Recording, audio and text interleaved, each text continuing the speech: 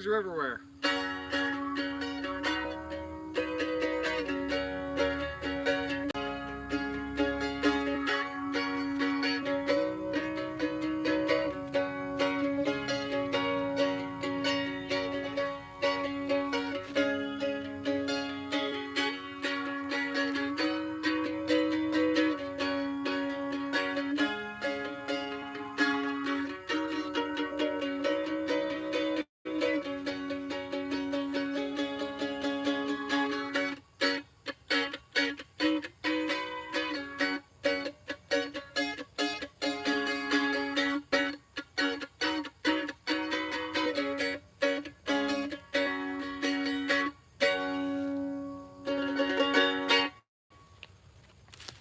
Alright guys, so I'm standing out here in a new spot just off the house here.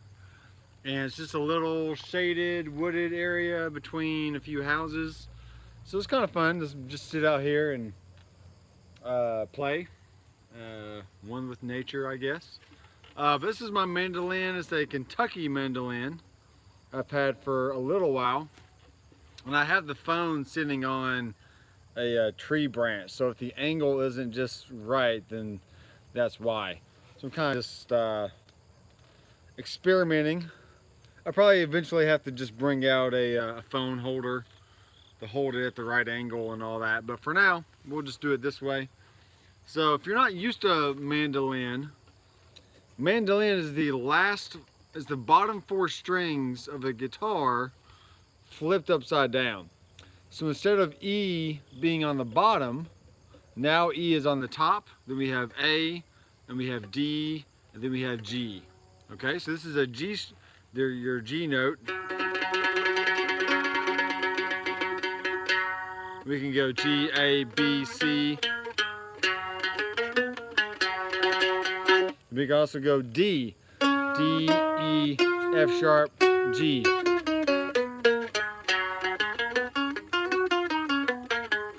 You can do A,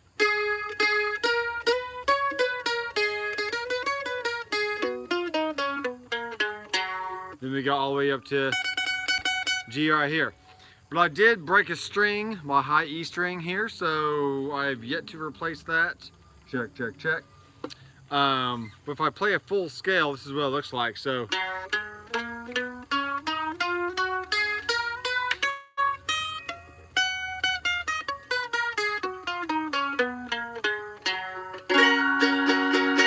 that's that. And then let me show you 3 chords you can play on the mandolin, which is really easy. So if you think of a G chord, which normally looks like this, like a diagonal shape like that, if we flip it, because the strings are flipped, it's now going to look like this on a mandolin. So you got your top note on the 3rd fret, and then your a note on the 2nd fret on your A string. So that's the G chord right here. And then because the same shape is shared in your C and your G, to play a C chord, you simply just take the same shape and just move it up. And we normally can still play the top string if we want. But typically I'll just mute the top string and just play the bottom 3 strings for the C chord. All these mosquitoes out here. And then for your D chord, so here real fast, here's a C close up. So there's G on the top 2 strings, and here's C on the middle 2 strings, and then D is really easy. So we're going to slide this finger back on the 2nd fret and then put a 1st finger on the bottom string, which is your an A note. So we have A on top, and then F sharp on the A on the bottom, because this is the lowest note, and then the F sharp on top, and then we have our open D and our open A on the middle 2 strings. So let me show you this chord. We're kind of stepping in the brush right here. So A, D, A, F sharp. And there's your 3 chords. So now we can play G, and then D, back to G, C, mosquitoes.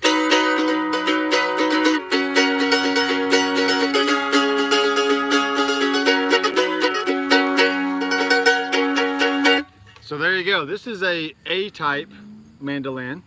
The F-type is the fancy kind that have like the little curl on the top bow right here. But this is just called an A-shape mandolin, and this is a Kentucky. So it wasn't too expensive, but I've had this for, I know I've had it at least 10 years, if not a little bit more. Because when you're a producer in the studio, you just want to have a lot of different instruments available to lay down tracks with.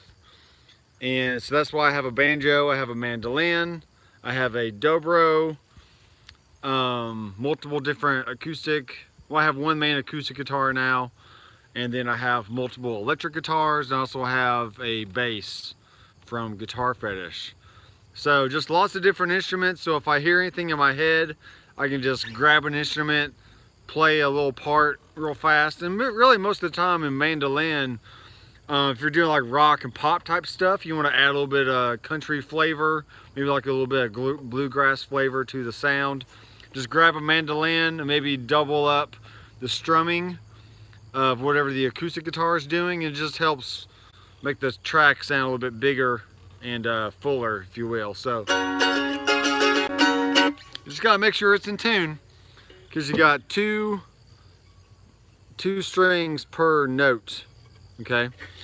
But I will be ordering some strings from webstrings.com, which I made a video about not too long ago.